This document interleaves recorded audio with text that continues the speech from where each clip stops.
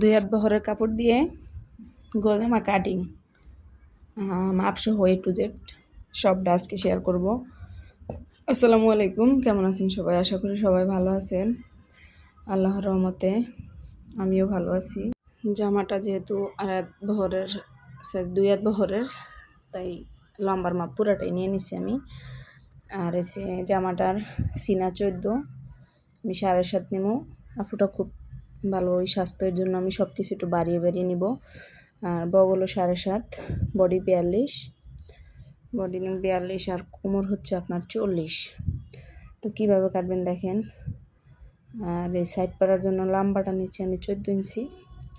আবার মাঝখান দিয়ে আর একটা দাগ দিচ্ছি দেখেন, ওটাও 7, 2 বাস করে 7 7 14। তো এখন বডিটা বডি 42-এর 4 ভাগের 1 ভাগ নিব আমি, আপনার 10.5 নিব। মোট কথা আমি সব কিছু বাড়িয়ে বাড়িয়ে নিব। এই যে 10.5 নিচ্ছি, দেখেন আপনারা, বডি 10.5। কোমরও নিব আপনার 40, কিন্তু 40 নিল আমি, তারপরও আমি 10.5 নিব, বাড়িয়ে নিব, যেহেতু সুতি কাপড় ধোয়ার পরে অনেকটাই কাপড়টা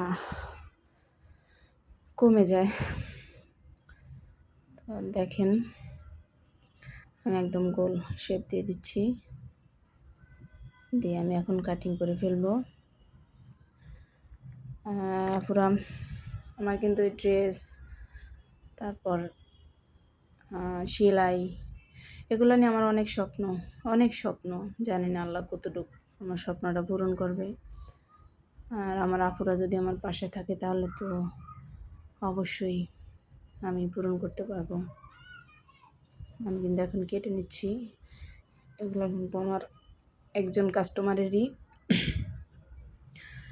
তার জন্য প্রথমে 2 হাত বহরেরটা কাটলাম, তারপরেও একটা 3 পিস দিয়েছে, ওটা দিয়েও কিন্তু গোল জামাই কাটিং হবে।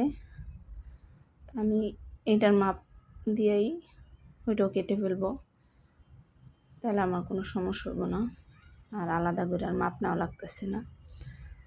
আর আপনারা কোথাও যদি কোনো সমস্যা হয়, বুঝতে না পারেন, অবশ্যই আমাকে কমেন্ট করে জানাবেন। এটা কিন্তু 2.5 গজ কাপড় আনছে, এর জন্য আবার এক্সট্রা করে হাতার কাপড় দেওয়া লাগছে।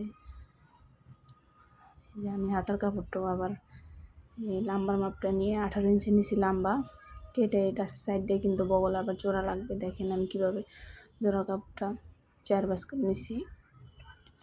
নেওয়ার পরে এই যে এই ডাউন দিতেছে আমি 3.5। সবসময় আপনারা 3.5 দিবেন। বাচ্চাদের ক্ষেত্রে 2 ইঞ্চি 1.5 ইঞ্চি ওটার হিসাব আলাদা, কিন্তু বড়দের ক্ষেত্রে সবসময় 3.5 দিয়ে থাকি। দেখছেন কীভাবে দিচ্ছি আমি। এখন কাটিং করে ফেলছি। যে এটা না দিলে হবে না, যেহেতু 2 হাত বহরের কাপড়। এটার সালোয়ারটাও আপনার প্লাজো হবে। আমি 2টা সালোয়ার, যেহেতু আমার বললাম যে একই কাস্টমারের জন্য আমি একসাথেই মাপ নিয়ে নিচ্ছি, সমান করে কেটে নিচ্ছি। লম্বায় আপনার আমি 40 নিচ্ছি 2 ইঞ্চি রাবার ভাঙার জন্য। আর একটা কথা, পুরা যারা এই চড়া ইলাস্টিক লাগাইতে পারেন না, তারা অবশ্যই আমাকে কমেন্ট করে জানাবেন। আমি আপনাদেরকে A to Z সব দেখিয়ে দিব কীভাবে রাবারগুলো লাগাইতে হয়। আর এখানে আমি ইচ্ছা মতন, যেহেতু আমার কাস্টমারের কোনো মাপ দেয়নি, মন মতনই দাগটা দিয়ে দিছি। আজকে শেপ কাট নিয়ে নিই, দেখেন আমি হাত দিয়েও দেওয়া যায় খুব সুন্দরভাবে। আর আমার নতুন আপুদের জন্য কিন্তু শেপ কাটটা খুবই জরুরি। হ্যাঁ, প্লাজো। আর আমি এটা কিন্তু কলি সালোয়ার হব।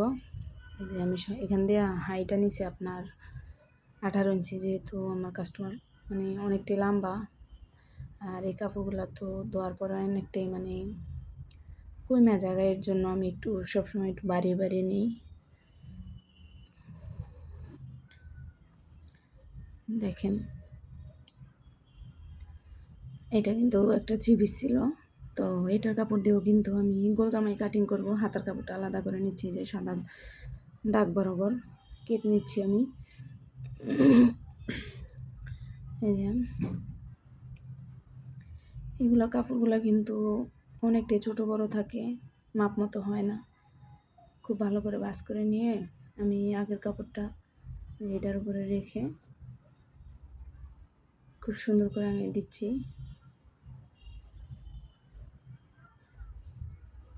তো ভিডিওর এই পর্যন্ত যারা আমার সাথে ছিলেন তাদেরকে অসংখ্য ধন্যবাদ।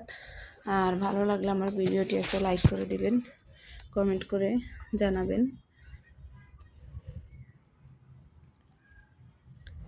আমি এখন কিন্তু কাটিং করে নেব খুব সহজভাবে।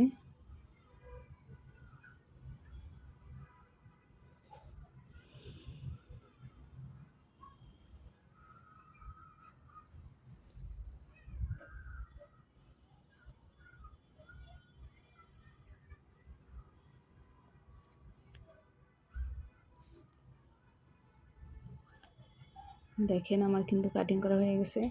হাতার কাপড়টা কিন্তু অনেকটাই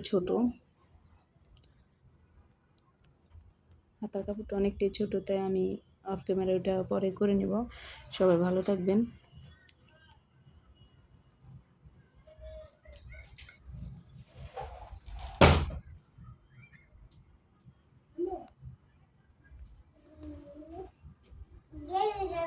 আমার ছেলেটা এসে